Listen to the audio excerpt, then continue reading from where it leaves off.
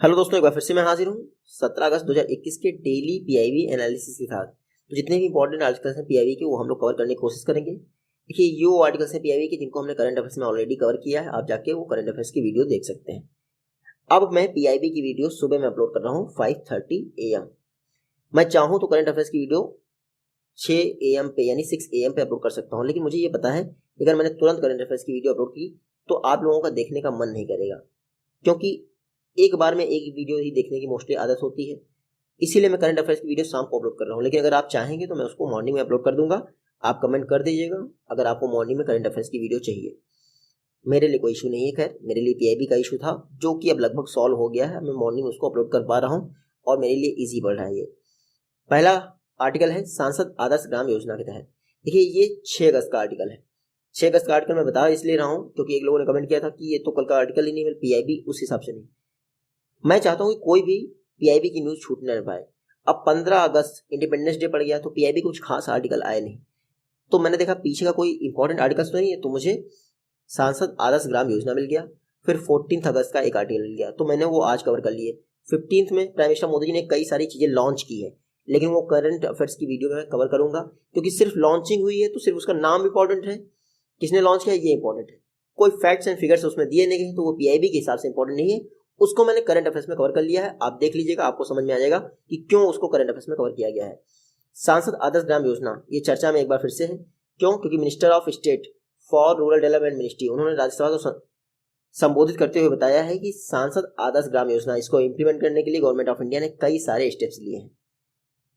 Rural development ministry ने बताया है कि सांसद आदर्श ग्राम योजना मतलब कि जो भी आदर्श गांव होते हैं वहां पर 127 सेंट्रल सेक्टर और सेंट्रली स्पॉन्सर्ड स्कीम के साथ साथ राज्यों की भी 1806 स्कीम्स को इंप्लीमेंट किया जा रहा है।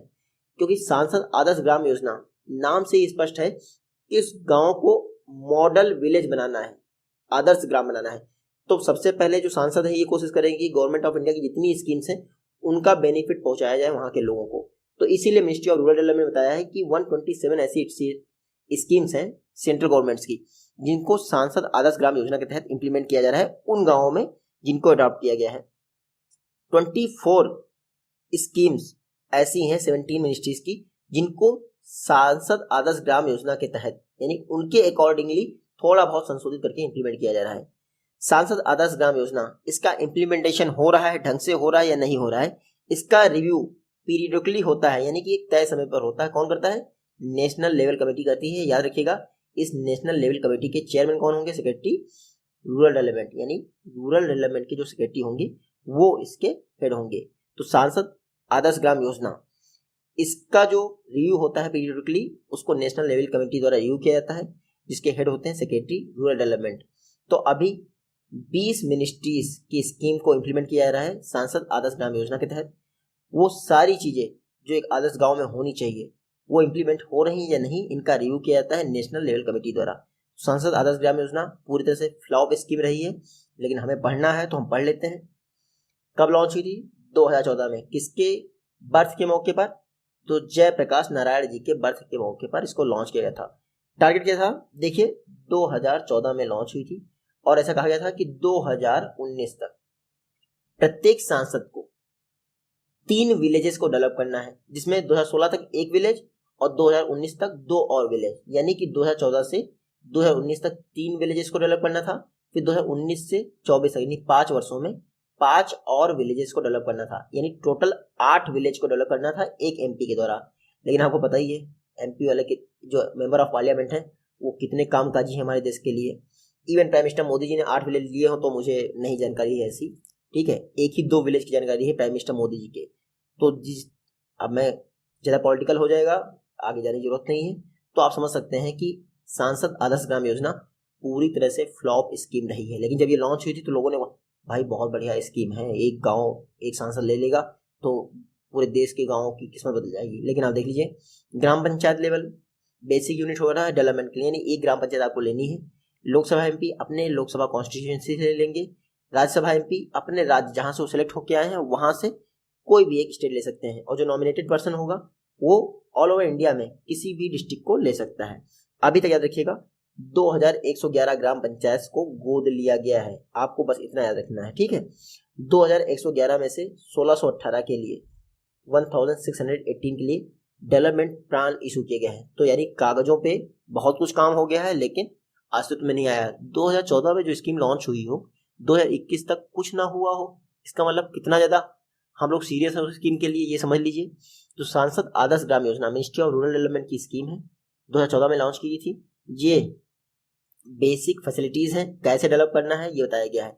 हालांकि सांसद आदर्श ग्राम योजना में कम्युनिटी पार्टिसिपेशन और सोशल मोबिलाइजेशन पर खास करके फोकस किया गया था।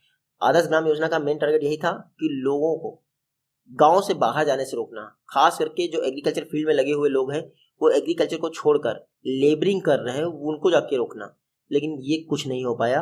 एग्जाम में अगर आपसे क्वेश्चन पूछते भी तो ये पूछते हैं किसकी बर्थ एनिवर्सरी पे लॉन्च किया था, तो जयप्रकाश नारायण जी की कब लॉन्च किया था, 2014 में लॉन्च किया था। मिनिस्ट्री कौन सी है, रूरल डेवलपमेंट, ये याद रखिएगा। अब नेक्स्ट आर्टिकल है तपस प्लेटफॉर्म लॉन्च कर दिया गया है। तपस एक तरह का मूक प्लेटफॉर्म है, मूक मतलब massive open online courses. TAPAS platform देख लीजिए, जो हमारे minister of social justice and empowerment है, नए मिनिस्टर बने हैं, कौन नाम है, क्या नाम है उनका, डॉक्टर वीरेंद्र कुमार। ये नए मिनिस्टर बने हैं minister of social justice and empowerment के तौर पर। इन्होंने तपस प्लेटफॉर्म लॉन्च कर दिया, तपस पोर्टल लॉन्च कर दिया है। तपस का फुल फॉर्म है training for augmenting productivity and services. तो तपस लॉन्च किया गया है, तपस को डेवलप किया है ministry of social justice and empowerment के तहत, जो national institute of social defence है उसने डेवलप किया है। देखिए तपस इसको डेवलप किया है national institute of social defence ने, जो कि minister of social justice and empowerment के तहत आता है। तपस क्या करेगा, 5 बेसिक कोर्सेज प्रोवाइड करेगा। ये 5 बेसिक कोर्सेज देखिए ड्रग एब्यूज प्रिवेंशन पर होंगे, एल्डरली केयर पर होंगे, care and management of dementia होंगे, ट्रांसजेंडर इश्यूज पर होंगे और सोशल डिफेंस इश्यूज पर होंगे। तो आपसे एग्जाम में पूछ ले कि तपस जो है एक तरह का massive open online course platform है। ये तपस कितनी कैटेगरी में कोर्सेज प्रोवाइड करता है, तो 5 कैटेगरीज में। 5 कैटेगरीज का आपको नाम रटा होना चाहिए, याद रखिएगा। तपस आप याद रखिएगा फिजिकल क्लासरूम का एक सप्लीमेंट होगा, यानी ऑनलाइन तरीके से आपको क्लासरूम्स प्रोवाइड की जाएंगी। आर सुब्रमण्यम जो कि मिनिस्ट्री ऑफ सोशल जस्टिस के सेक्रेटरी हैं, उन्होंने बताया तपस एक तरह का मूक प्लेटफॉर्म होगा, यानी massive open online course platform होगा, जो कि सोशल डिफेंस की फील्ड में लोगों को ट्रेनिंग प्रोवाइड करेगा। यानी कि ये देख लीजिए आप, डिस्कशन फोरम होगा, तपस क्या करेगा, जो कोऑर्डिनेटर्स होंगे और स्टूडेंट्स होंगे उनके बीच में इंटरेक्शन और सपोर्ट को इनकरेज करेगा। तो TAPAS platform ministry of social justice and empowerment के मिनिस्टर किसने लॉन्च किया, डॉक्टर वीरेंद्र सिंह ने। तपस को बनाया किसने है, national institute of social defence. National institute of social defence एक सोसाइटीज रजिस्ट्रेशन एक्ट 1860 के तहत रजिस्टर्ड है। इसका हेडक्वार्टर है नई दिल्ली में और ministry of social justice empowerment के तहत आता है। तपस याद रखिएगा 5 बेसिक कोर्सेज प्रोवाइड करेगा। तो एक तरह का मूक प्लेटफॉर्म है। मूक आपको याद होगा एजुकेशन मिनिस्ट्री का प्लेटफॉर्म जो ऑनलाइन कोर्सेज के लिए लॉन्च किया गया था। मूक प्लेटफॉर्म बहुत पुराना है, मेरे ख्याल से 2008 के आसपास लॉन्च, अभी ये कंफर्म नहीं है, किसी और वीडियो में देख लेंगे आप। नेक्स्ट आर्टिकल देखते हैं हम लोग। JNPT Jawaharlal Nehru port trust ने महिलाओं के लिए वोकेशनल ट्रेनिंग प्रोग्राम लॉन्च किया है। तो इतने बड़े अच्छे इंसान तो हो नहीं गए, किस लिए लॉन्च किया है। देखिए अगर आप लॉन्च नहीं करोगे तो CSR में आपको 2% तो देना ही पड़ेगा प्रॉफिट का, तो क्यों ना 2% का यूज आपके वोकेशनल ट्रेनिंग के लिए या अन्य कामों के लिए कर दिया है, ताकि हम 2% दिखा के खर्च मात्र 0.5% करें और 2% बचा लें। तो JNPT ने ऐसा किया है। वुमेन वोकेशनल ट्रेनिंग लॉन्च की है जन शिक्षण संस्थान के साथ मिलकर। ये जन शिक्षण संस्थान ministry of skill development and entrepreneurship के साथ कार्य करता है। JNPT ने कॉर्पोरेट सोशल रिस्पॉन्सिबिलिटी फंड में ऐसा किया है और 50 लाख ग्रांट दी गई है। इसमें 1000 बेनिफिशरीज हैं जो रायगढ़ डिस्ट्रिक्ट की, उनको ट्रेनिंग प्रोवाइड की जाएगी। तो बाकी हमारे लिए ये इंपॉर्टेंट नहीं है 1000 है कितनी है, हमारे लिए इंपॉर्टेंट क्या है, जन शिक्षण संस्थान कॉर्पोरेट सोशल रिस्पॉन्सिबिलिटी, दोनों पढ़ लेते हैं। पहली बात तो जन शिक्षण संस्थान वॉलेंट्री ऑर्गेनाइजेशन है, ministry of skill development and entrepreneurship के तहत कार्य करता है। पिछले 15 वर्षों से लगातार काम कर रहा है। काम पर्पस क्या है इसका, लाइवलीहुड जनरेशन के लिए स्किल डेवलपमेंट प्रोवाइड करना। जन शिक्षण संस्थान जो आपका जन शिक्षण संस्थान है, ये 40 टाइप्स के वोकेशनल कोर्सेज प्रोवाइड करता है और अभी तक 28,000 से ज्यादा लोगों को ट्रेनिंग प्रोवाइड कर चुका है। कॉर्पोरेट सोशल रिस्पॉन्सिबिलिटी, जब 2013 में पुराने वाले कंपनी एक्ट यानी 1956 वाले कंपनी एक्ट को संशोधित किया गया तो उसमें एक क्लॉज 135 ऐड कर दिया गया। 135 में था कॉर्पोरेट सोशल रिस्पॉन्सिबिलिटी, यानी बड़े बड़े जो कॉर्पोरेट्स हैं वो अपनी सोशल रिस्पॉन्सिबिलिटी के तहत कुछ ना कुछ खर्च करें। तो पूरे विश्व में इंडिया पहला कंट्री था जिसने मैंडेट कर दिया था CSR स्पेंडिंग को, वरना मैंडेट नहीं था, यानी आपको खर्च करना ही है, वरना एक फंड है उसमें आपका पैसा चला जाएगा, मुझे याद नहीं है वो फंड कौन सा है, लेकिन प्राइम मिनिस्टर से रिलेटेड ही वो फंड है, उसमें चला जाएगा अगर आप खर्च नहीं कर पाते हैं। तो मोस्टली कॉर्पोरेट्स ऐसा करते हैं कि वो भाई खर्च कर देते हैं, दिखा दिया कि 2% हमने खर्च किया, लेकिन खर्च किया, सपोज करिए उनके प्रॉफिट का 2% होता है 1000 रुपीज, खर्च कर देते हैं 200 रुपए और 800 रुपए अपनी जेब में रखते हैं ताकि गवर्नमेंट उससे टैक्स ना वसूले। अब जो कॉर्पोरेट सोशल रिस्पॉन्सिबिलिटी ये कैलकुलेट कैसे होता है? पहली बात तो सभी कंपनी पे लागू नहीं होता है, आपको इनमें से एक शर्त कंप्लीट करनी, चाहे आपका एनुअल टर्नओवर 1000 करोड़ हो तब आपको कॉर्पोरेट सोशल रिस्पॉन्सिबिलिटी पे करनी पड़ेगी, 500 करोड़ की नेट वर्थ हो तब भी आपको पे करनी पड़ेगी, और नेट प्रॉफिट 5 करोड़ से ऊपर आ रहा हो तब भी आपको पे करनी पड़ेगी। और पे कैसे करनी पड़ेगी? लास्ट 3 ईयर का जितना भी प्रॉफिट आया है उसका 2% आपको कॉर्पोरेट सोशल रिस्पॉन्सिबिलिटी पर खर्च करना पड़ेगा। तो 2% लास्ट 3 ईयर के प्रॉफिट का। इन तीनों में से अगर आप एक कंडीशन पहले से कंप्लीट कर रहे हैं तो आपको ऐसा करना पड़ेगा, वरना आपको कोई खर्च करने की जरूरत नहीं है। अब जन शिक्षण संस्थान देख लेते हैं। पहले इनका नाम 1967 में श्रमिक विद्यापीठ था। तो जन शिक्षण संस्थान आज के नहीं है, काफी पुराने हैं, भले ही वो ministry of skill development and entrepreneurship के तहत 15 वर्षों से हेल्प कर रहे हैं लाइवलीहुड जनरेशन के लिए। तो पहले था श्रमिक विद्यापीठ, कब था? 1967 में। बाद में 2000 में, अप्रैल 2000 में इनका नाम यानी श्रमिक विद्यापीठ जो स्कीम थी उसका नाम जन शिक्षण संस्थान रख दिया गया। क्यों? श्रमिक विद्यापीठ में सिर्फ एजुकेशन इंस्टीट्यूशंस को कवर किया गया था, वोकेशनल या फिर उनकी ट्रेनिंग प्रोवाइड करने के लिए, स्किल्स प्रोवाइड करने के लिए। लेकिन जब जन शिक्षण संस्थान हो गया तो इसमें आपके एजुकेशनल इंस्टीट्यूट के साथ साथ रूरल एरियाज को भी शामिल कर लिया गया। तो जन शिक्षण संस्थान ये सिर्फ स्किल्स प्रोवाइड नहीं करते हैं बल्कि लिटरेसी और वोकेशनल स्किल को आपस में जोड़ते हैं ताकि लोगों को लाइफ एनरिचमेंट एजुकेशन प्रोवाइड किया सके। अब लाइफ एनरिचमेंट एजुकेशन क्या होती है? ऐसी एजुकेशन जो आपकी लाइफ को एनरिच कर सके। इसलिए जन शिक्षण संस्थान अगर आप ओपन करने जा रहे हैं तो नया संस्थान ओपन करते समय आपको 20 लाख की ग्रांट प्रोवाइड की जाएगी, ये याद रखिएगा। जन शिक्षण संस्थान, तो हमने सोशल जो कॉर्पोरेट सोशल रिस्पॉन्सिबिलिटी थी वो कवर कर लिया, जन शिक्षण संस्थान कवर कर लिया।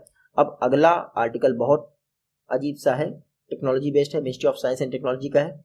इसमें एक स्ट्रेटजी डेवलप की गई है, वो देख लेते हैं। जो काला जर होता है उसको कंट्रोल करने के लिए, अब उसका दूसरा नाम होता है विसरल लिशमनियासिस, इसको कंट्रोल करने के लिए एक स्ट्रेटजी डेवलप की गई है। देखिए, इंडियन रिसर्चर्स ने non invasive, easy to administer और cost effective therapeutic strategy develop की है विसरल लिशमनियासिस के तहत, यानी काला अजर के तहत। देखिए, काला अजर एक निग्लेक्टेड ट्रॉपिकल डिजीज है। अब निग्लेक्टेड ट्रॉपिकल डिजीज क्या होता है अब अगली साइड में हम देखेंगे। काला अजर को कंट्रोल करने के लिए एक पोटेंशियल थेरापुटिक स्ट्रेटजी डेवलप की है इंडियन रिसर्चर्स ने। इस स्ट्रेटजी में nano career based oral drug use किया गया है, nano career based oral drug use किया गया है जिस पर B12 विटामिन B12 की कोटिंग होती है। इससे क्या होता है, जो ओरल बायो अवेलेबिलिटी है वो 90% से इंक्रीज हो जाती है। तो कालाजार को ट्रीट करने के लिए ये सब कुछ किया गया है, एक स्ट्रेटजी डेवलप की गई है जिसमें विटामिन B12 का कोटिंग किया गया है ताकि ओरल बायो अवेलेबिलिटी और इफिकेसी जो है थेरेपी की वो 90% बढ़ जाती है। विसरल लिशमनियासिस, देखिए ये आप पढ़ लीजिएगा, जो भी लिखा है सैंड फ्लाई से होता है। हालांकि आप इतना रखिएगा मलेरिया के बाद, क्योंकि मलेरिया किससे होता है? पैरासाइट से होता है ना। वैसे ही जो आपका कालाजार है वो second most common parasitic killer है आफ्टर मलेरिया। तो एक तो पहली बात निग्लेक्टेड ट्रॉपिकल डिजीज है आपकी कालाजार, उसके अलावा मलेरिया के बाद second most common parasitic killer है। बाकी ये हमें पढ़ने की जरूरत नहीं है, ठीक है, ये हमारे लिए कुछ खास नहीं है। हमारे लिए इंपॉर्टेंट है निग्लेक्टेड ट्रॉपिकल डिजीज, ये क्या होता है। देखिए, ऐसी डिजीजेस जिन पर कुछ खास फोकस नहीं किया गया और ना ही उनके लिए कुछ फंडिंग की जाती है। क्यों?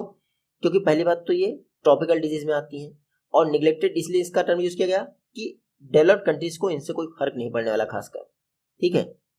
अब कुछ ऐसी हैं जैसे ट्यूबरक्लोसिस, HIV, एड्स, मलेरिया, ये निग्लेक्टेड नहीं है। क्यों? क्योंकि भैया डेवलप कंट्रीज में भी फर्क पड़ा तो उस पर कुछ रिसर्च हुआ, फिर दवाई अवेलेबल करवाई गई, पैसा खर्च हुआ, फंडिंग प्रोवाइड की गई, तो वो निग्लेक्टेड में नहीं आती। अब निग्लेक्टेड में वही आती हैं जिनसे अमीर देशों को फर्क नहीं पड़ता, गरीब देशों के लोग मर रहे हैं तो मरने दो, वो हो गया आपका निग्लेक्टेड। अब निग्लेक्टेड में एक सबसे खतरनाक बात क्या है, स्नेक बाइट भी है, इसने बनी सर्पदंश भी आता है। WHO निग्लेक्टेड ट्रॉपिकल डिजीज की लिस्ट जारी करता है। अभी 20 निग्लेक्टेड ट्रॉपिकल डिजीज हैं, याद रखिएगा। और ये जो 20 निग्लेक्टेड ट्रॉपिकल डिजीज हैं इंडिया में, सॉरी पूरे वर्ल्ड में 1.7 बिलियन यानी 170 करोड़ लोगों को अफेक्ट करती हैं। जो 20 निग्लेक्टेड ट्रॉपिकल डिजीज हैं इसमें से 11 इंडिया में प्रेवलेंस है उनका देखा जा सकता है, जिसमें से आपका कालाजार, फिलियासिस, ये सब कुछ आती हैं। तो निग्लेक्टेड ट्रॉपिकल डिजीज, और ये जो कालाजार के लिए नई टेक्नोलॉजी डेवलप की गई है जिसमें B12 की कोटिंग की गई है, वो आप देख लीजिएगा, एक बार ढंग से पढ़ लीजिएगा। साइंस एंड टेक्नोलॉजी में मेरा इंटरेस्ट कम है, आपका शायद हो, क्योंकि आप किसी भी एग्जाम की तैयारी कर रहे होंगे। अब नेक्स्ट आर्टिकल देख लीजिए। सेंट्रल गवर्नमेंट द्वारा 10 और हैंडलूम डिजाइन रिसोर्स सेंटर स्थापित किए जा रहे हैं। मिनिस्ट्री ऑफ टेक्सटाइल्स के तहत ऐसा किया जा रहा है। हैंडलूम सेक्टर को, यानी हैंडलूम जो इकोसिस्टम है उसको बिल्ड करने के लिए इंडिया में ऐसा किया जा रहा है। देखिए, हैंडलूम की फील्ड में या फिर टेक्सटाइल की फील्ड में कुछ खास रिसोर्सेज का यूज नहीं किया जाता है, तो वही पुराने ढर्रे पे चले आ रहे हैं। लेकिन ऐसे तो काम नहीं चलेगा। अगर एक्सपोर्ट को बढ़ावा देना है तो आपको ग्लोबल क्वालिटी से कॉम्पिटिटिव होना ही पड़ेगा, यानी कॉम्पिटिशन तो करना ही पड़ेगा भैया। इसीलिए आपके 10 और हैंडलूम डिजाइन रिसोर्स सेंटर स्थापित किए जाएंगे। कोलकाता, चेन्नई, ये सारे शहर हैं जहाँ पे होगा। आपसे एग्जाम में कभी नहीं पूछेंगे। ये हैंडलूम डिजाइन रिसोर्स सेंटर, इनका पर्पस क्या है, तो हैंडलूम सेक्टर में एक्सीलेंस को बढ़ावा देने के लिए किया गया है। उनकी बिल्ड क्वालिटी को और बेहतर करने के लिए ऐसा किया जा रहा है। ये नए हैंडलूम रिसोर्स सेंटर स्थापित किया है 10। इससे पहले क्या इंडिया में ऐसे कोई हैंडलूम रिसोर्स सेंटर या फिर हैंडलूम डिजाइन रिसोर्स सेंटर थे, तो हाँ बिल्कुल थे। 1956 में पहली बार स्थापित किए गए थे मुंबई, चेन्नई और वाराणसी में। अब क्यों मुंबई, चेन्नई और वाराणसी में किए गए थे, क्योंकि कुछ फेमस चीज तो होगी, जैसे बनारस की साड़ी फेमस है ना, तो इसी को ध्यान में रखते हुए कुछ ना कुछ होगा ऐसा जिसकी वजह से फेमस किए गए, मतलब कि स्थापित किए गए आपके हैंडलूम डिजाइन सेंटर 1956 में। कहाँ पे, मुंबई, चेन्नई और वाराणसी में। एग्जाम में आप पूछ सकते हैं 1956 में जब पहली बार हैंडलूम डिजाइन सेंटर स्थापित किए गए तो इनमें से कौन सा शहर उसमें शामिल नहीं था, ये आपको पता होना चाहिए। 1956 में आपके हैंडलूम डिजाइन रिसर्च सेंटर स्थापित किए गए, रिसोर्स सेंटर। 1986 में आपका national institute of fashion technology setup कर दिया गया, दिल्ली में है। ये क्या करता है, फैशन एजुकेशन को प्रमोट करता है ऑल ओवर कंट्री में। ये टेक्सटाइल मिनिस्ट्री के तहत है, आपको ये जरूर याद रखना है। हैंडलूम सेक्टर की इंपॉर्टेंस क्या है, देखिए इंडिया के कल्चर का एक तरह से हॉलमार्क है आपका हैंडलूम सेक्टर। बताता हूँ कैसे। हर स्टेट की अपनी अपनी खास वैरायटी है, आपको ये सारी डट लेनी है। एग्जाम में आपसे पूछ सकते हैं, मिलन करने वाले में दे देंगे कि आपको इनसे वो मिलाइए, इनको इनसे, तो आप शायद कंफ्यूज हैं। जैसे पंजाब की फुलकरी जो कला है वो बहुत फेमस है, कपड़ों के ऊपर की जाती है पंजाब की फुलकरी। फिर चंदेरी मध्य प्रदेश, फिर इकत आंध्र प्रदेश की कला है, डक्कई वेस्ट बंगाल की, और ब्रोकेड बनारस की। तो ये सारी कलाएं हैं जो कि हैंडलूम सेक्टर से रिलेटेड हैं। ग्लोबल रिकॉग्निशन इंडिया के हैंडलूम को मिल चुका है, ठीक है। ग्लोबल टेक्सटाइल मार्केट में इंडिया की जो बनारस की बनारसी साड़ी है या फिर चंदेरी, ये सब बहुत फेमस है। तो हमें कुछ ये बताने की जरूरत नहीं है कि हमारा हैंडलूम सेक्टर क्या वैल्यू रखता है। अगर आपको जानना है तो सिर्फ इतना याद रखिएगा, handloom sector rural centred industry है। तो नाबार्ड वालों के लिए ऐसे इंपॉर्टेंट हो जाता है कि भाई अगर रूरल एरिया से हैंडलूम सेक्टर का कुछ ताल्लुक है तो आप देख लीजिए। 4th all India handloom census किया गया 2019-20 के दौरान। इसमें बताया गया कि 31.45 हाउस होल्ड हैंडलूम सेक्टर में इन्वॉल्व हैं। इसमें से 87% रूरल एरियाज में है, यानी जो 31.45 लाख के आसपास घर वाले हैं हैंडलूम सेक्टर में इन्वॉल्व हैं, उसमें से 87% कहाँ पे है, रूरल एरियाज में। बाकी 13% अर्बन एरियाज में है। नेक्स्ट आर्टिकल है, बहुत छोटा है, 75th हुनर हाट। हुनर हाट कौन ऑर्गेनाइज करता है, तो मिनिस्ट्री ऑफ माइनॉरिटी अफेयर्स। हाल ही में नई दिल्ली में 75th हुनर हाट का इनॉग्रेशन किया है। मुख्तार अब्बास नकवी जी ने इसका इनॉग्रेशन कर दिया है। क्यों, क्योंकि आज़ादी की 75वीं सालगिरह मनाई जा रही है, तो इस मौके पर 75th हुनर हाट ऑर्गेनाइज किया गया है मिनिस्ट्री ऑफ माइनॉरिटी अफेयर्स द्वारा। बाकी आपके लिए इंपॉर्टेंट नहीं है कि हुनर हाट, हाँ नई दिल्ली में, यानी दिल्ली में ऑर्गेनाइज किया गया है जवाहरलाल नेहरू स्टेडियम के तहत 75th हुनर हाट। आज़ादी का अमृत महोत्सव चल रहा है, तो अब पूरा साल आपको हुनर हाट ऑर्गेनाइज किए जाएंगे। लगभग 7.5 लाख जो आर्टिजन्स हैं उनको हुनर हाट के तहत फायदा पहुंचाया जा चुका है।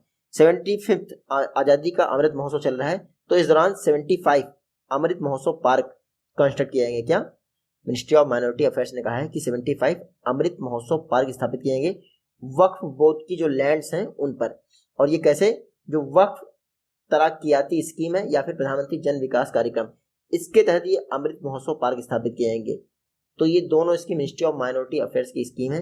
और याद रखिएगा 75th हुनर हाट जो ऑर्गेनाइज किया रहा है ये वोकल फॉर लोकल इशू को रिजॉल्व करने के लिए किया जा रहा है। जो हमारे मुख्तार अब्बास नकवी जी हैं उन्होंने कहा कि अब 2023 तक, क्योंकि आज़ादी की 75वीं सालगिरह स्टार्ट हो गई है, तो इन्होंने कहा है 2023 तक एक भारत श्रेष्ठ भारत, इस मैसेज को इफेक्टिवली इंगेज करने के लिए या फिर इम्प्लीमेंट करने के लिए अमृत महोत्सव, मेरा वतन मेरा चमन, कवि सम्मेलन और मुशायरा का ऑर्गेनाइज किया जाना चाहिए। तो अमृत महोत्सव, मेरा वतन मेरा चमन, कवि सम्मेलन, मुशायरा ऑर्गेनाइज किए जाएंगे मिनिस्ट्री ऑफ माइनॉरिटी अफेयर्स द्वारा। लेकिन किसको प्रमोट करने के लिए? एक भारत श्रेष्ठ भारत। अब आप याद रखिएगा एक भारत श्रेष्ठ Bharat ministry of human resource development का इनिशिएटिव था, लेकिन अब एजुकेशन मिनिस्ट्री का इनिशिएटिव है। तो माइनॉरिटी अफेयर्स अलग हो गया, एजुकेशन मिनिस्ट्री अलग हो गया। हुनर हाट, देखिए जो माइनॉरिटी कम्युनिटी है उनके ट्रेडिशनल स्किल्स को निखारने के लिए ये हुनर हाट ऑर्गेनाइज किए जाते हैं, ताकि वो जो ट्रेडिशनल स्किल्स है उनका, उससे जो भी प्रोडक्ट बनाते हैं वो लोग, हुनर हाट में उनको रिजेंबल किया जाता है, यानी दिखाया जाता है। अब उस्ताद स्कीम 2015 में लॉन्च की थी, उसके तहत ही हुनर हाट्स ऑर्गेनाइज किए जाते हैं मिनिस्ट्री ऑफ माइनॉरिटी अफेयर्स द्वारा। उस्ताद का फुल फॉर्म देख लीजिए, upgrading the skills and training in traditional art craft for development. Ustad scheme का मेन पर्पज यही है, जो इंडिया की माइनॉरिटी कम्युनिटी की रिच हेरिटेज है ट्रेडिशनल आर्ट और क्राफ्ट से रिलेटेड, उसको जो है प्रिजर्व और प्रमोट किया सके। तो हुनर हाट इसीलिए ऑर्गेनाइज कहते हैं उस्ताद स्कीम के तहत, जो कि 2015 में लॉन्च की थी मिनिस्ट्री ऑफ माइनॉरिटी अफेयर्स द्वारा। एक भारत श्रेष्ठ भारत याद रखिएगा MHRD की स्कीम है, हालांकि अब एजुकेशन मिनिस्टर। तो मिलते हैं आपसे नेक्स्ट वीडियो में, तब तक take care, goodbye and